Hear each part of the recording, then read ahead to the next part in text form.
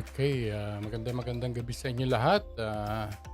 Welcome to Sunday Sermon ng inyong lingkod, Brother Ernie. Ngayong gabi tayo po ay kakaroon ng talakayan patungkol dito sa ating programa. Dinadaluhan ng iba't ibang leaders sa iba't ibang panig ng mundo, particularly sa Pilipinas.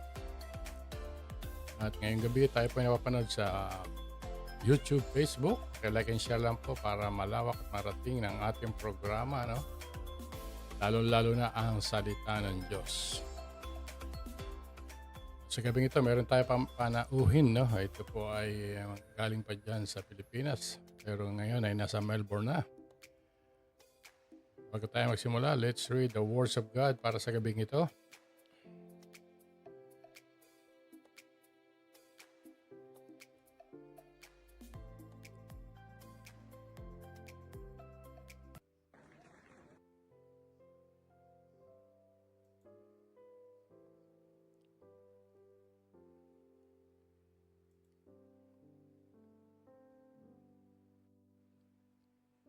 In the book of Isaiah, chapter 40, verse 3 to 4, a voice of one calling in the wilderness, prepare the way for the Lord. Make straight in the desert a highway for our God. Every valley shall be raised up, every mountain and hill made low. The rough ground shall become level, the rugged places a plain.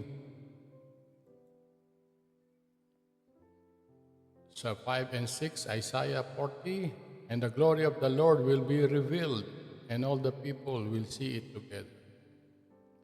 For the mouth of the Lord has spoken. A voice says, cry out, and I say, what shall I cry? All people are like grass, and all their faithfulness is like the flowers of the field. Isaiah 40, verse 7 to 8, the grass withers and the flowers fall, because the breath of the Lord blows on them. Surely the people are grass. The grass withers and the flowers fall, but the word of our God endures forever. Yan po ang the Word of God sa wikang English at sa wikang Tagalog po. Ito po ay nasusulat. Ang salita ng Diyos sa libro ni Isaiah, Kapitulo 40, versikulo 3 hanggang 4. Ganito ang sinisigaw ng isang tinig. Ihanda ninyo ang daraanan ni Yahweh sa ilang. Gumawa kayo ng mga tuwid na landas na kanyang lalakaran sa ilang. Tambakan ng mga libis, patagin ng mga burol at bundok, at pantayin ang baku-bakong daan. Sa Kapitulo 40, 5 hanggang 6, mahahayag ang kalawalhatian ni Yahweh. At makikita ito ng lahat ng tao. Si Yahweh mismo ang nagsabi nito. Magpahayag ka, ang sabi ng tinig. Ano ang ipapahayag ko? Tanong ko. Sumagot siya. Ipahayag mo ang lahat ng tao ay tulad ng damo. Ang kanyang buhay ay tulad lamang ng bulaklak sa parang. Natutuyo ang damo, kumukupas ang mga bulaklak. Kapag sila'y mahipa ng hangin mula kay Yahweh. Tunay nga ang tao ay tulad ng damo. Oo, ang damong nalalanta at kumukupas ang mga bulaklak. Ngunit ang salita ng ating Diyos ay mananatili magpakailanman. Yan po ang salita ng Diyos sa araw na ito. Salamat sa kanyang salita at salamat sa pagkabasa ng kanyang salita. Purihin ang Diyos. Salamat.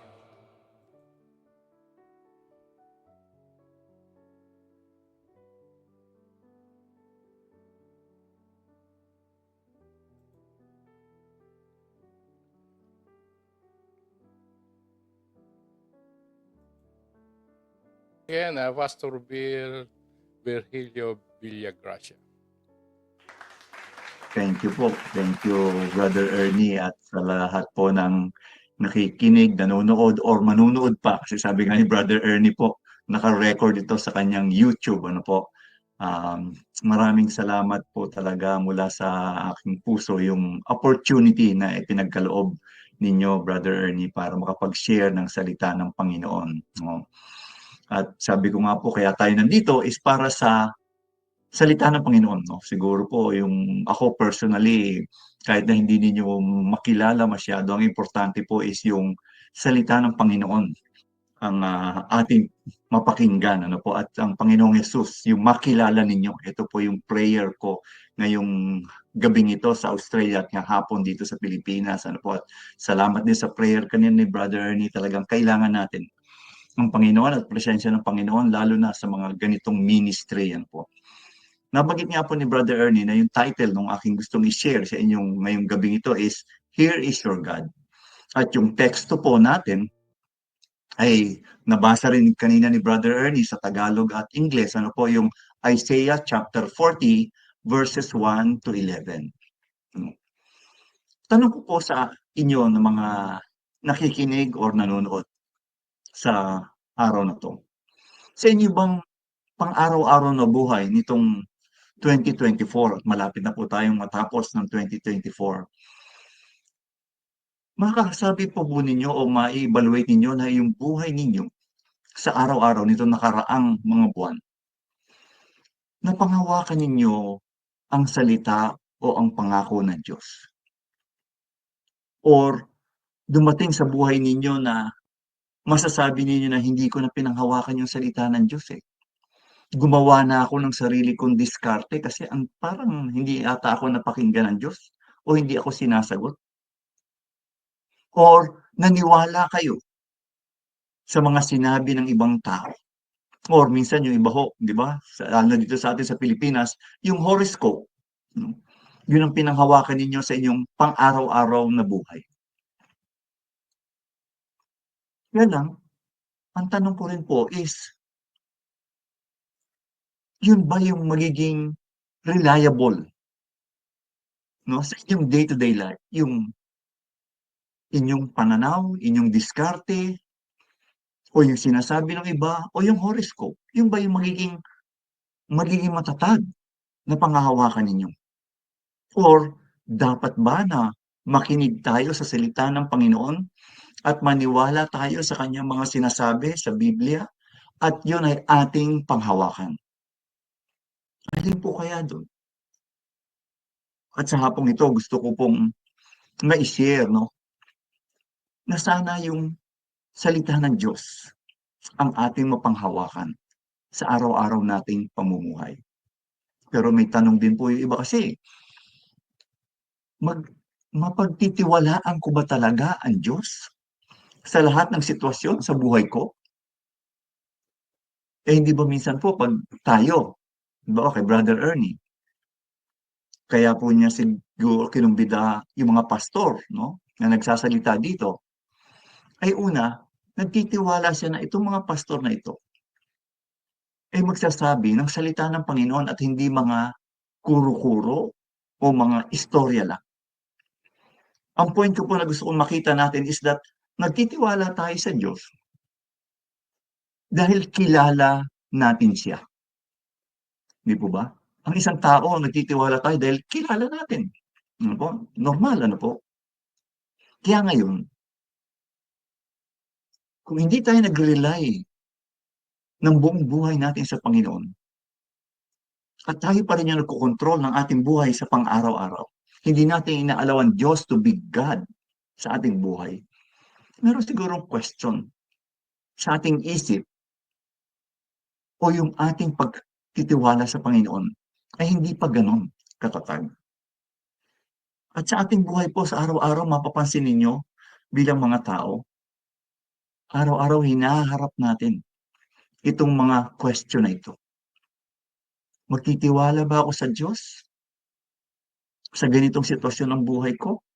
Or didiskarte ako o gagawa ako ng ibang paraan o hahanap ako ng ibang paraan para masolusyonan itong hinaharap kong problema, pagsubok, karamdaman. At dito po sa ating text ngayong chapter 40 ng Isaiah, ito po isang prophecy, no? At dito po is binipakita ng Diyos ng panahon na ang mga tao o yung mga Israelites from Judah ay na-exile, no? Naging slave sa Babylon. Kaya nga po, pag tinignan ho natin, no, yung background, no, bago po tayo pumunta doon sa ating text, sa chapter 39 po, verse 6, ano po, si Hezekiah, siya po yung king during that time. At tapos may mga dumalaw sa kanya ng mga taga-Babylon. Tapos dumating si Isaiah, siya yung prophet during that time, tinanong niya si Hezekiah, sino yung mga taong yun? Sabi ng storya, sinabi niya, ito yung mga leaders ng Babylon. Anong ginawa nila? Sabi niya, pinakita ko lahat ng aking kaharian, yung mga kayamanan, ginto, silver, lahat ng aking armory, pinakita niya lahat. At tapos sabi ni Isaiah sa kanya, ito ang mensahe ng Panginoon sa kanya. Sabi ng verse 6, sa English ko po babasahin. This time will surely come when everything in your palace and all that your predecessors have stored up until this day will be carried up to Babylon. Nothing will be left, says the Lord. So yun yung mensahe. Yung pinakita mo lahat sa mga taga-Babylon nung dinalaw ka nila dito sa iyong kaharian. Lahat ng yan, kukunin at dadalhin sa Babylon. Imagine po ninyo, no? Yun yung scenario ng chapter 39. At nag-ending po yun sa storyan ganun. Ang akala naman ni Hezekiah during that time, ay magkakaroon ng peace, no?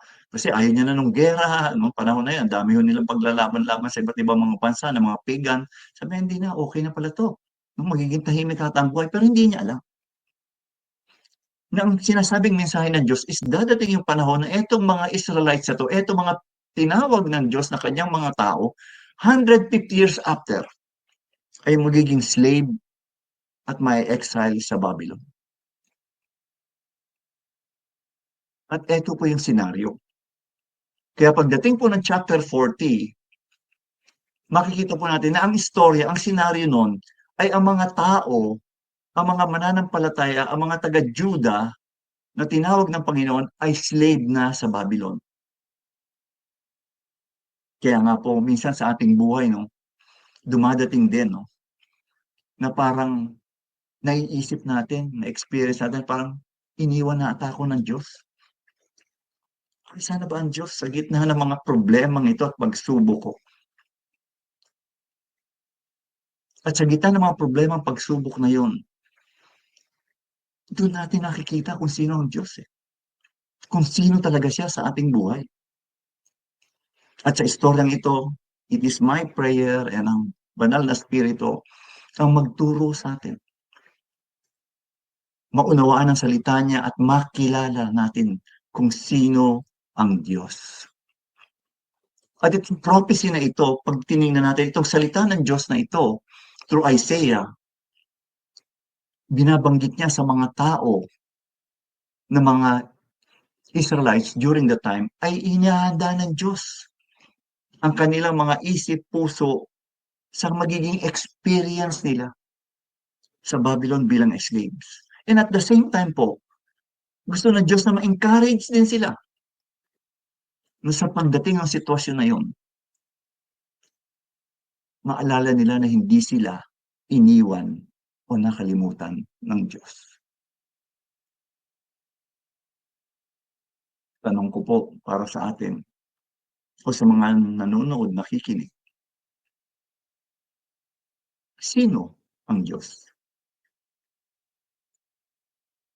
Paano ko makakilala ang Diyos? Pupunta po tayo doon sa ating outline, no, ng ating text. No? Ito po ay parang 4 steps, no, para paano natin makilala pa more. Kaya minsan kilala na natin ang Diyos, tinanggap natin ang Panginoon, pero paano pa natin siya mas lalo makilala? At makilala natin siya better.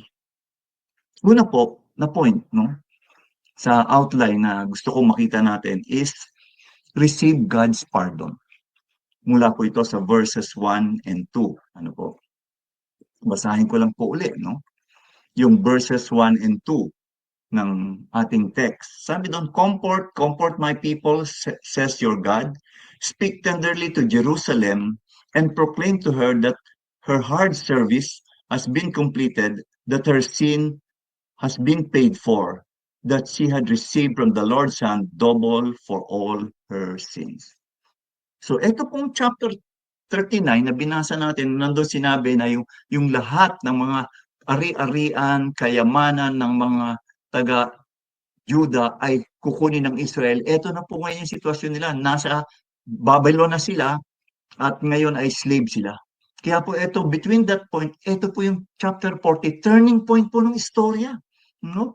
Makikita po natin na una po yung judgment. Kaya po sila na-judge, no? At pararusahan ng Diyos na maging slaves at ma-exile sa Babylon ay dahil po sa kanilang mga kasalanan at rebellion sa Panginoon. Pero ngayon po dito sa ating text, sa verse 1, sinasabi doon, nandun na ngayon yung kaligtasan na ipinapakita ng Panginoon. Despite sa kanilang mga kasalanan at despite sa judgment ni God sa kanila dahil sa kanilang mga kasalanan, eto ngayon merong kapatawaran. At etong kapatawaran to, pag tinignan po natin, ito yung essence nung pagiging Kristiyano, nung good news natin. Hindi po ba yung kapatawaran sa kasalanan? Isipin po ninyo itong mga taong ito. Sila yung pinangakuan ng Diyos na sila yung kanilang mga tao, no? Mga anak ng Diyos, ito mga Israelites ito. Pero ngayon nandun sila, slave sa isang pagan country. At ano feeling nila, demoralize sila eh. Feeling nila natalo na ba ang Diyos namin? Kasi na-conquer kami, tinalo kami. Eh, hindi nila naisip na kaya sila nagkaganon na sitwasyon dahil sa kanilang mga kasalanan. Pero ngayon, ang ganda ng message, sabi ng Diyos through Isaiah, comfort my people. Andun ka sa problema na hindi mo na alam at tingin mo, iniwan ka ng Diyos, pero mapapakinggan mo yung salitang comfort. Ano po ba yung comfort, no? Pag minisip natin minsan sa ating, sa Tagalog, kaginawahan. May ginawa na akong mararamdaman. May ginawa na akong makikita. Relief, no? Pero po sa Bible, pag tinignan natin, ano po ibig sabihin ng comfort? Ito po, ibig sabihin ay yung giving strength to you. Nagbibigay ng panibagong lakas sa iyo. Para para makapag-umpisa ka mauli at maging prepare ka ulit to face the day-to-day world at yung battle against the enemy. So, ito pong verses 1 and 2 is a good news para sa mga taong yun during the time. Yung judgment ninyo sa inyong mga kasalanan, hindi ito final. Tapos na ito, sabi niya. Bakit?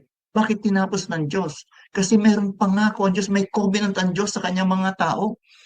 At ang kanyang pinangako, ang kanyang covenant, yung promises niya, gagawin niya yun. At ano yung promise niya? Sabi niya, i-restore ko kayo uli. Doon sa dati ninyong buhay. Pag tinignan natin, saan manggagaling itong bagong lakas na ito? Saan manggagaling itong bagong buhay na sinasabi mo, Isaiah, sa amin? Nanggagaling po ito sa salita ng Diyos. Nanggagaling ito sa Diyos who created heaven and earth. Sa Diyos na ginawa nila ng kasalanan at nagrebelde sila. Pero sabi ng Diyos, patatawarin ko kayo. Hindi po ba mensahe ito ng isang grasya ng Diyos? Ganun kabuti ang Diyos. Tatawarin ang mga tao na nagkasala sa Kanya. Kaya nga po sabi ng message, ng verse 2, no? Speak tenderly. Nakita niyo mga words na yun? Tenderly. To Jerusalem, hindi yung galit, no? Malambing, malumanay. At anong ipoproclaim niya? Sabi doon, her hard service had been completed, that her sin had been paid for. Nabayaran na yung kasalanan ninyo. Napaglingkuran na ninyo. Para bang nakulong ka, nasentensya ka ng 5 years. After 5 years, pinapalaya ka na sa kulungan. Bakit? Napagsilbihan mo na yung penalty sa'yo. Isipin ninyo sa mga taong gano'n na galing sa kulungan. Yung judgment mo tapos na. Your sins are forgiven. Bakit? The price had been paid. Hindi ba good news yun? Minsan po hindi natin napapansin yun sa ating buhay eh. Na Lord, ang buti mo, yung kasalanan namin na wala kami magagawa on our own, pero ikaw ang gumawa ng paraan para mapatawad. Sa Old Testament po, alam natin na yung mga taong ito, merong covenant si God. Sinasabi doon na pag sumunod kayo sa aking mga salita, blessings will follow. Obedience, blessings will follow. Pero remember, may other side po yun. Sabi rin ng Diyos, kung magdi-disobey kayo sa aking mga salita, then curse will follow. At hindi lang curse, sabi doon, you will be removed from your land. Kaya eto nga po yung nangyari. Na-exile sila. Nawala sila doon sa pangako ng Diyos na nandun sila sa Jerusalem. At nadala sila sa Babylon. Pero alam niyo po dito, sa story ito, minsan pag binabasa natin, o kung yung tayo nandun sa sitwasyon na iisipin natin na, ni-reject na ba ako ni God? Bakit parang hindi ko na siya nararamdaman? Ito po mga taong to nagkasala, sabi ko nga. Pero hindi sila ni-reject ni God. Bagkus ang pinapakita sa atin ng story is ano, diniscipline lang sila ni God. Based doon sa terms ng covenant niya, bilang relationship niya sa mga tao, bilang Diyos at mga anak niya. At dito nag-uumpisa yung magandang balita. Hindi dahil in-overlook ni God, pinalampas niya yung kasalanan, hindi niya pinansin, hindi pwede niyang gawin yun kasi God is just eh. Kaya dapat merong justice, merong judgment. Na minsan sa ating panahon ngayon, hinahanap natin yung justice na yun. Pero si God, ibibigay niya yun. Binigay niya yung justice, kaya kailangan sila ma-exile. Ma-disiplina sila. Pero after a while, na-serve nila yung sentence, pinatawad sila ng Panginoon. Yung kapatawaran sa kanilang kasalanan during the time, no, exile. Sana kung yun lang, okay na eh. Di ba tayo ngayon eh. Kung magkasala tayo, ma-exile tayo sa Australia, okay lang. Di ba? Ang sarap. Pastor, okay, wala nang kailangang visa. Sarap buhay. Pero ang problema, anong sabi ng Bible? Pag nagkakasala ka sa Diyos, sabi po doon, the soul that sin will die. The wages of sin is death. Kamatayan ang kabayaran. Kaya ang tanong ngayon, paano mababayaran yung kasalanan? Kung ang penalty ay kamatayan. Kaya nga po dito sa storyang ito, itong verses 1 and 2 na to, halos yung buong content, no? Nung chapter 40 hanggang matapos yung book ng Isaiah, yun po yung sinasabi dito sa verses 1 and 2. Kasi po bakit? Kung titingnan po natin yung chapter 40 verse 66, hindi ko lang po pahabain, isistorya ko na po siya, baka magulat kayo na mas ang haba ata, ano po. Meron po doon binabanggit na tatlong tao. Yung isa po is a rescuer, a deliverer, no? At eto mga ito ang magre-restore, no, sa mga tao sa Panginoon. Una po, sa chapter 40 at 48, meron pong si Cyrus, yung king ng Babylon. Ginamit siya ng Diyos. Para ano? Para pabalikin yung mga Israelites sa Judah. Ano po? Mawala sila sa kanilang pagkaka-slaves at captivity sa Babylon. Kaya dahil tapos na yung judgment eh. Doon naman po sa chapter 49 and 57, yung hero naman po doon is yung servant of the Lord. Etong servant of the Lord, sabi po ng istorya, siya po yung nag-fulfill nung mga bagay na gusto ng Diyos na hindi nagawa ng Israel.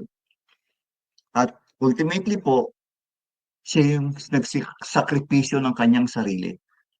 Siya yung nagsuffer ng kamatayan, penalty, para yung mga makasalanan ay mapatawad sa kanilang kasalanan. At sa chapter 58 to 66 po, yung hero naman ay sinasabi doon yung Spirit-filled Messiah. Siya yung nagbigay ng bagong buhay. kaligtasan sa mga tao.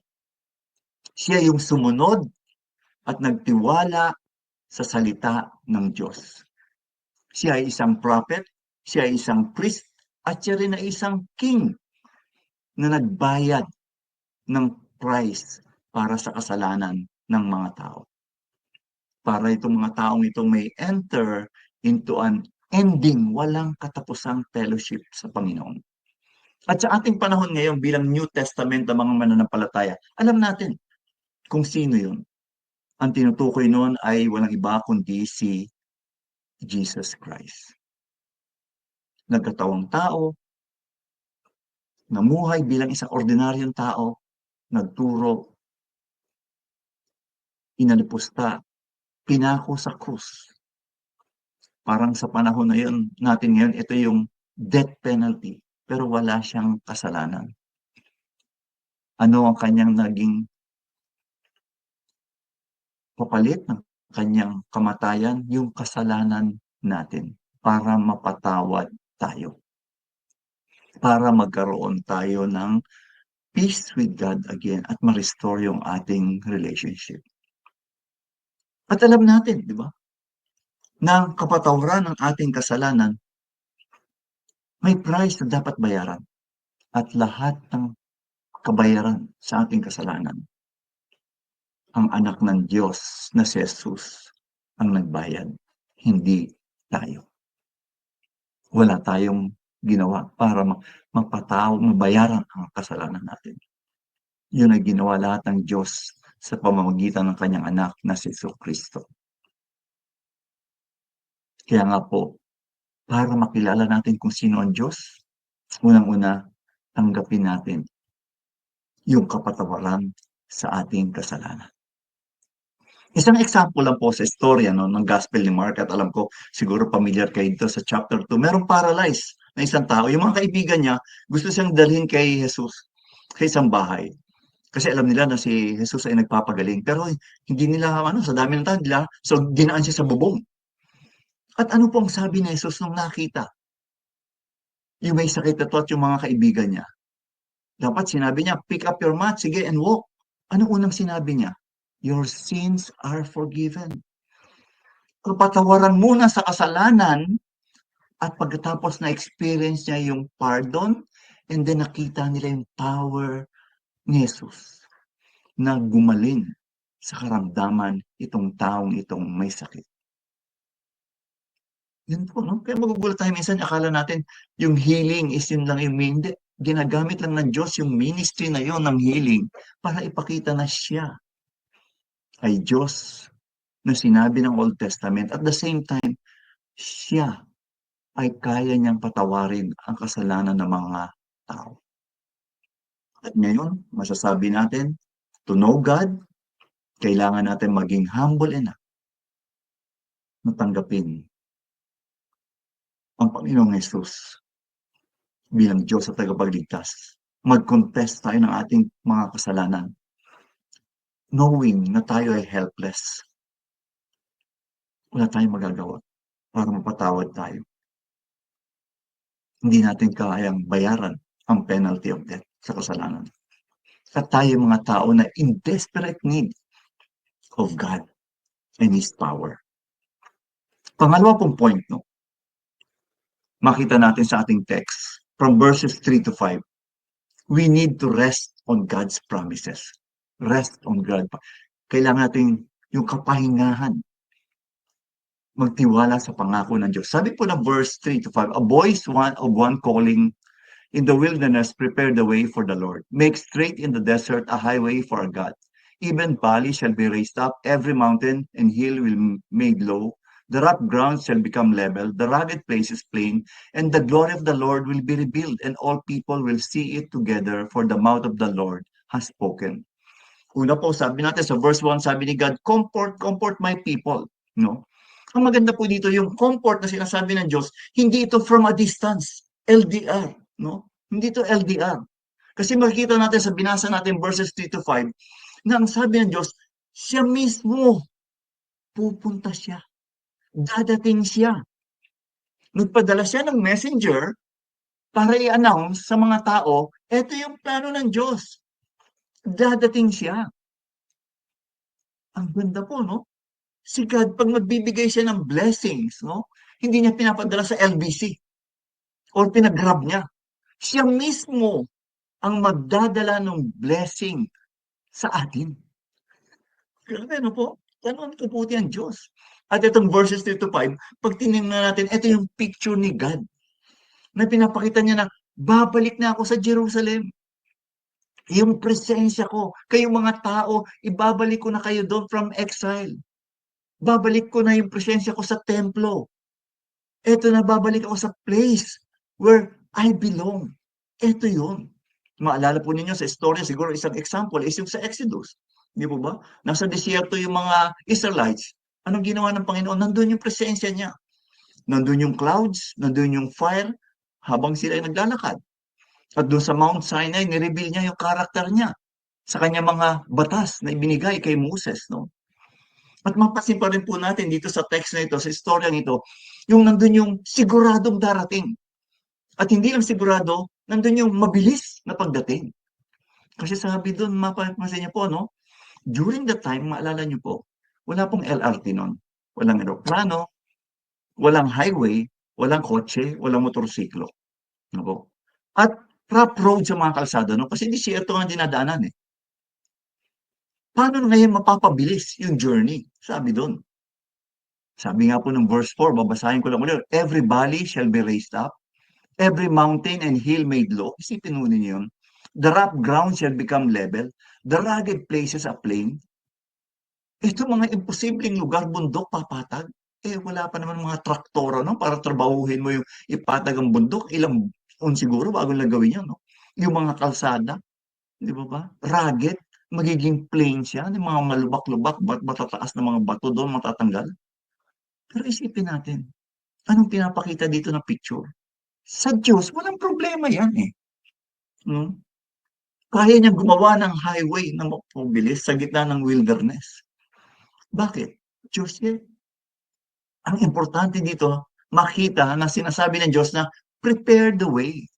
I am coming. Kaya nga po itong text na to, alam niyo po ba? Di ba ginamit to ni John the Baptist? Ni John, sa gospel niya, nung ini-introduce si Jesus Christ. At saka siguro po, sunod na gusto kong makita natin, pag dumating ang Diyos, ano magiging resulta? Sabi ng verse 5, and the glory of the Lord will be revealed, and all people will see it together, for the mouth of the Lord has spoken. Dadating ang Diyos dahil gusto niyang ipakilala, ipakita sa mga tao kung sino siya. And He will come to show His glory sa lahat ng tao. Ano ba yung glory ng Diyos? Minsan niisip natin, nung bata ko kasi, may simbahan na, di ba makita natin, eto yung picture ni Jesus, tapos may mga hello dyan. Parang yun yung glory, yung glow. Hindi po. Pag sinabi yung glory ng Diyos pala sa Bible, ito yung character, kung sino ang Diyos. Nire-reveal ng Diyos sa lahat na pinatawad niya kung sino siya, yung kanyang pangako. At ang gusto ng Panginoon makilala natin kung sino siya at yung glory niya. Ano yung glory niya? Ano yung character ng Diyos? Yung mercy niya, yung unconditional love niya, yung faithfulness niya sa kanyang mga at yung katotohanan kung sino siya. Imagine mo kung ito yung Diyos, ito yung glory niya, ito yung character niya. Hindi ba wala ka ng iba pang iisipin importante sa buhay? Kailangan makilala ko kung sino ang Diyos at magtiwala ako sa Kanya.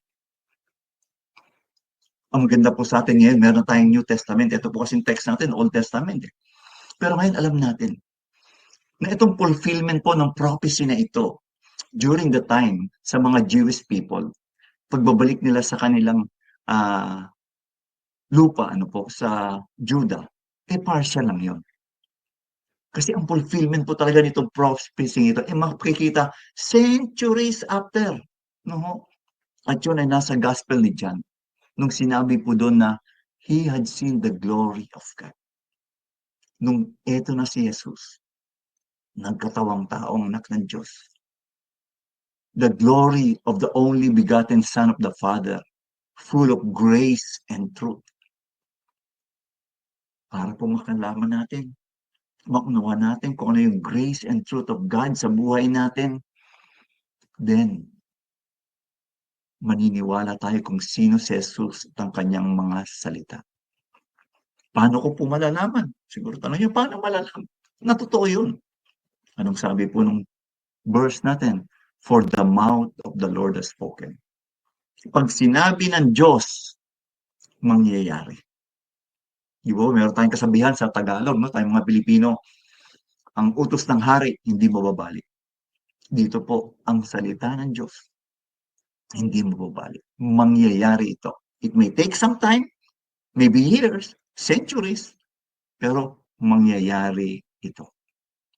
Kaya ang tanong ko sa inyo, naniniwala ba kayo sa mga pangako ng Diyos sa Biblia na nababasa ninyo?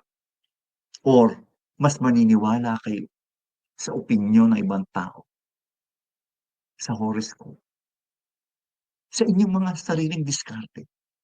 Di ba? Alin ang gusto ninyong panghawakan sa buhay ninyo sa araw-araw?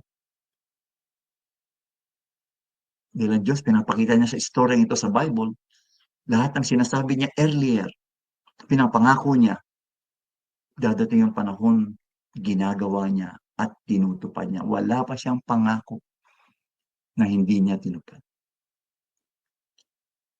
At dito sa ating panahon, alam natin na si Kristo, God revealed Himself through Jesus Christ, nagkatawang tao. At sa lahat na ng istorya sa ating panahon ngayon at magpakailanman, ito yung importanteng makita. Kaya nga tayo nagsishare ng gospel about Jesus Christ. Tayo ba ay mabubuhay with faith in the Word of God? Pangahawakan ba natin yon? Ano man ang mangyari sa ating buhay sa mga darating na araw? I pray and I hope po na pangahawakan natin yon. Ang Panginoong Yesus, pinadala ng Diyos Ama, siya mismo, dinidescribe sa atin ng New Testament na full of grace and truth. At iniimbitahan niya tayo na makilala siya personally at ipamuhay at maniwala sa kanyang mga salita and rest on His promises. How can I know God? Unang, receive His pardon. Pangalawa po, rest on His promises. At pangatlo po, recognize God is permanent in verses 6 to 8. Recognize God is permanent sa verses 6 to 8. Sabi po doon, a voice says, cry out. And I said, what shall I cry? All people are like grass, and all their faithfulness is like flowers of the field. The grass withers and the flowers fall, because the breath of the Lord blows on them. Surely the people are grass, the grass withers and the flowers fall, but the word of our God endures forever. Ito po parang sinasabi natin sa atin ay, yung buhay mo, ano yung pundasyon mo? Alam mo ba na dadating ang panahon, lahat ng yan mawawala, magbabago. Parang mga damo o halaman na anong ganda man nila at gaano sila kasibong, madating ang panahon na matutuyot sila at mamamatay.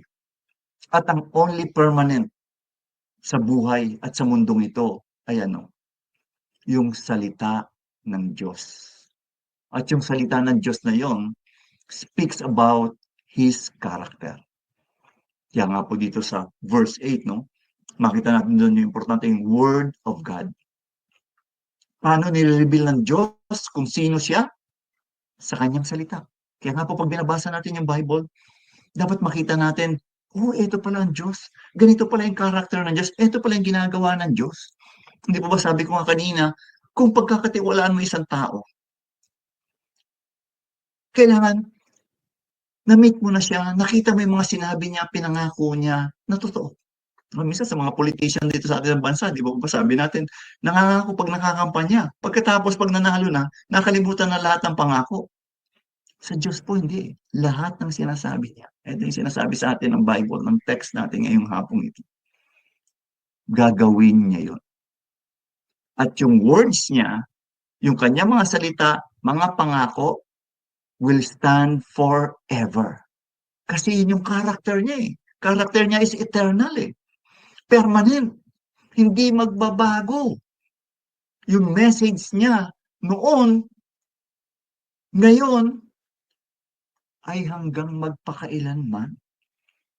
Kaya nga nung sinabi niyang, comfort, comfort my people. Ginawa yun ng Diyos.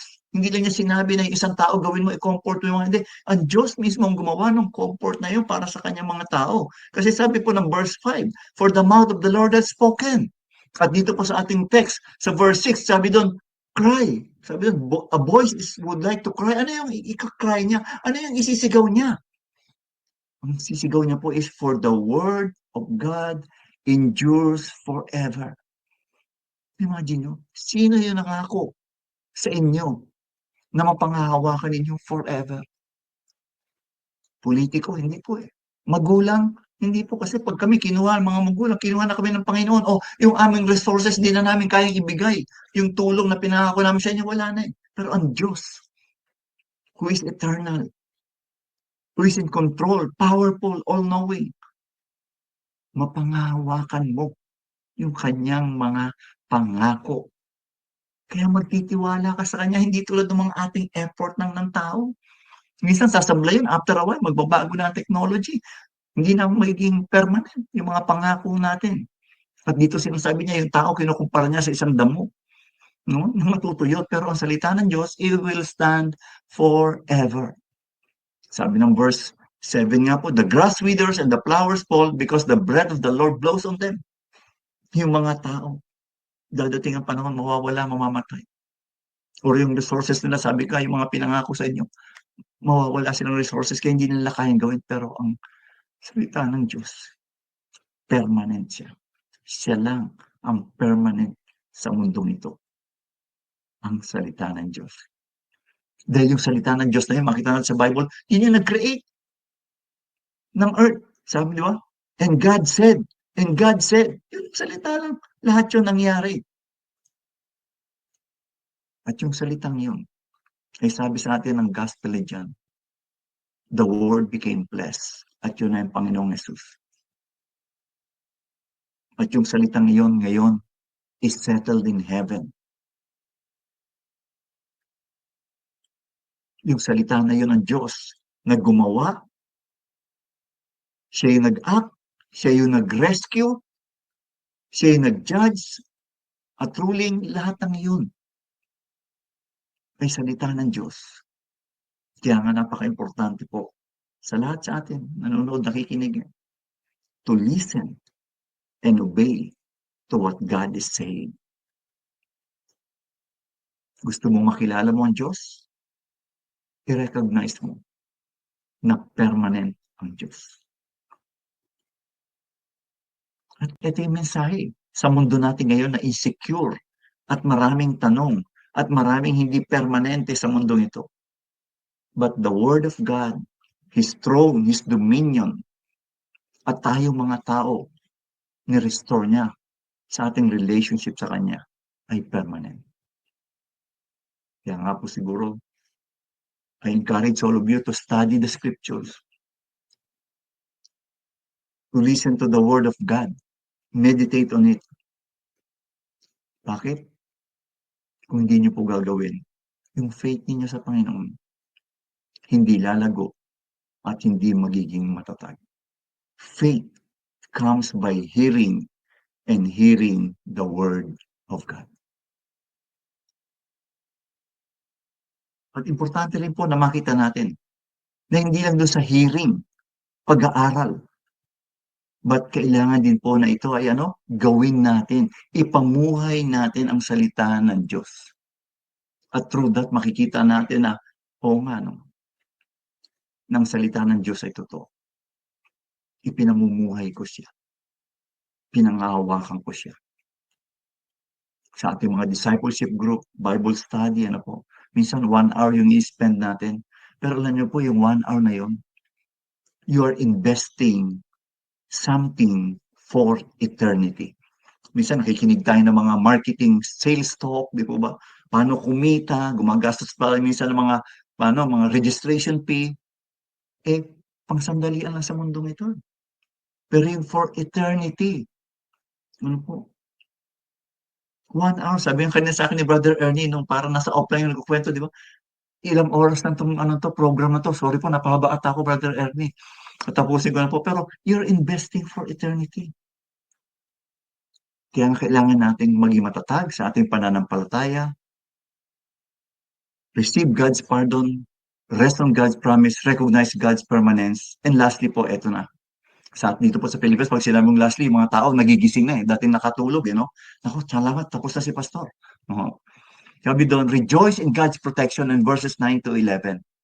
Sabi po doon, you who bring good news to Zion, go up on a high mountain. You who bring good news to Jerusalem, lift up your voice with a shout. Lift it up, do not be afraid. Say to the towns of Judah, here is your God. Dito po kinuha yung title, here is your God. Sa verse 9, see the sovereign Lord comes with power and he rules with a mighty arm. See, his reward is with him and his recompense accompanies him. He tends his flock like a shepherd. He gathers the lamb in his arms and carries them close to his heart. He gently leads those to have young. Dito po, makikita natin yung day-to-day experience. We rejoice sa protection ni God at sa kanyang presensya sa atin. At sabi dito, yung good news na ito, isigaw mula sa bundok. At ano po yung content ng good news na dapat isigaw? At yung mensahero na masisigaw, ano po yung dapat sasabihin niya? Ang sigaw po niya ay dapat sabi ng verse 9, which is our title, here is your God. Ito yung message. Ito ang Diyos ninyo. Ito yung gospel of God. That He is who He is. That He is Emmanuel. God is with us. Ito yung message na gustong i-proclaim ng Diyos ng mga tao during the time, and I believe even sa ating panahon na to.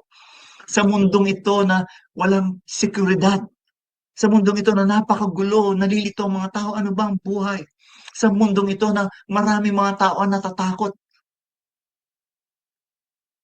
At dito isisigaw, ito yung Diyos.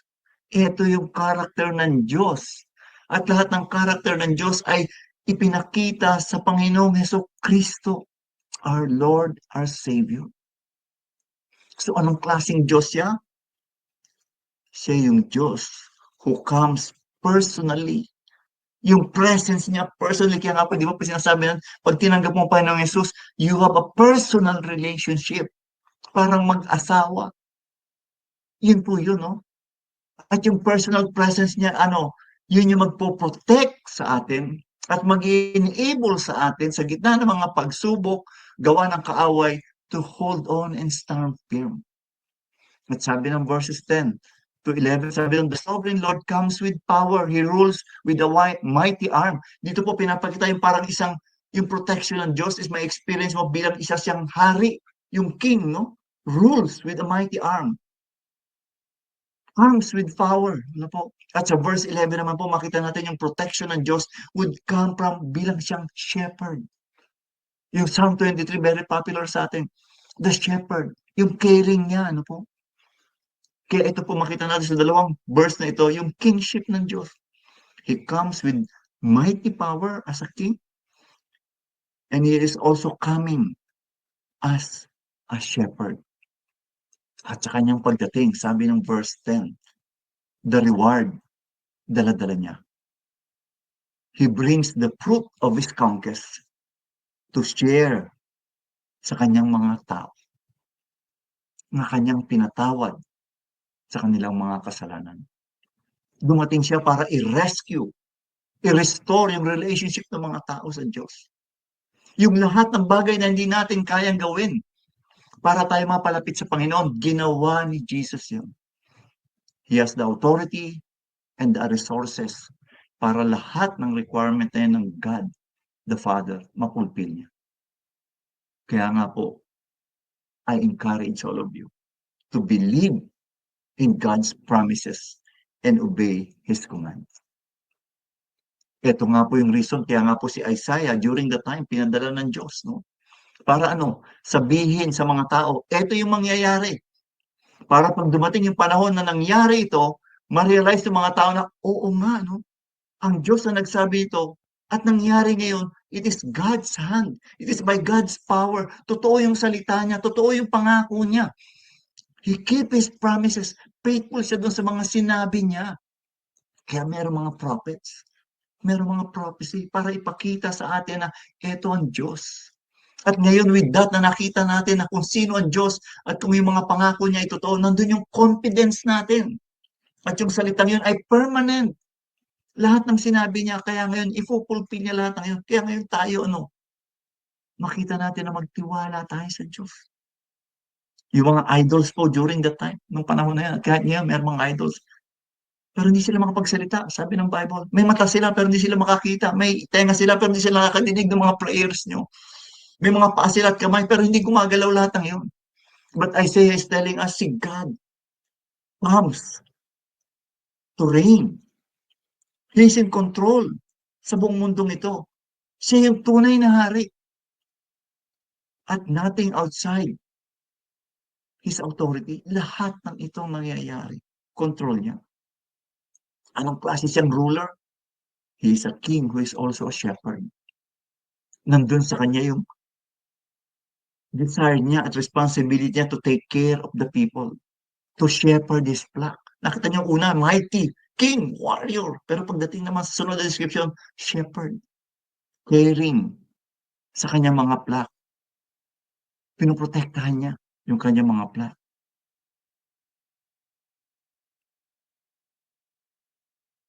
Sabi pa dito ng verse 11, He feeds, He gathers, He will carry yung mga flock sa hindi makalakad. He will lead those.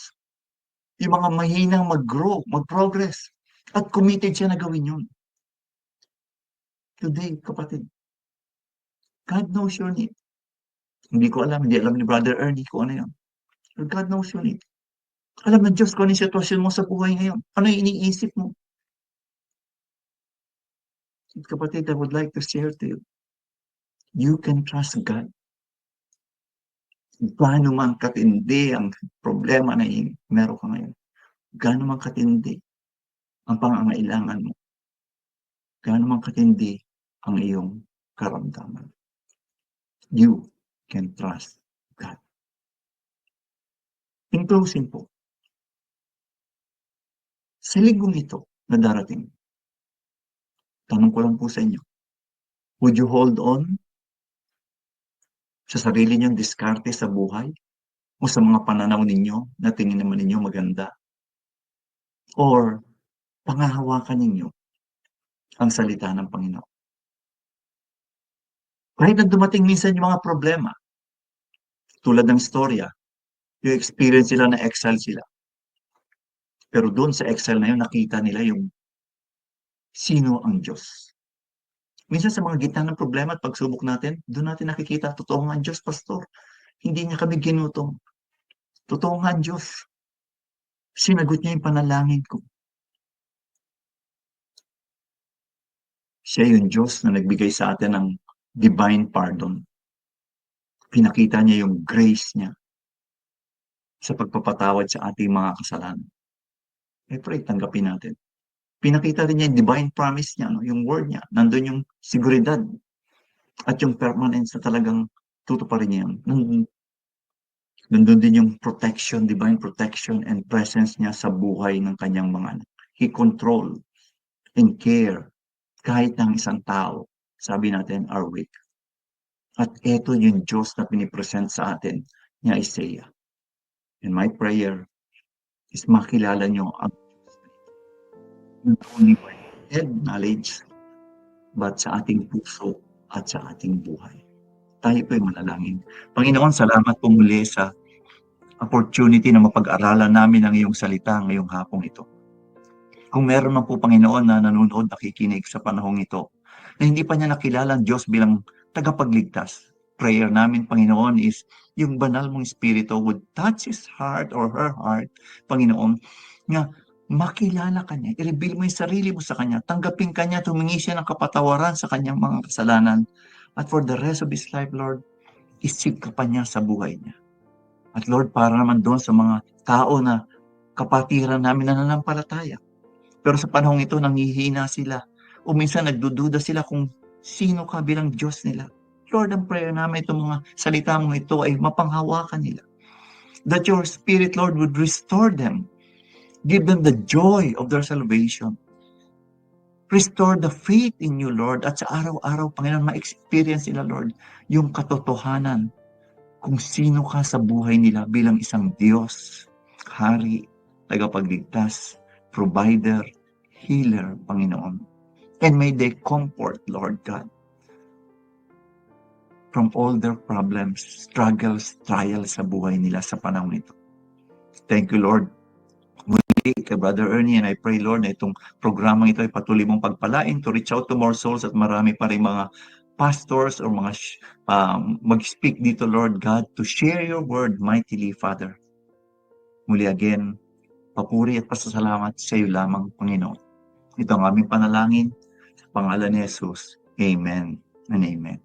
Magandang gabi na po at salamat po muli sa inyong lahat. Salamat, Brother Ernie, sa opportunity ito.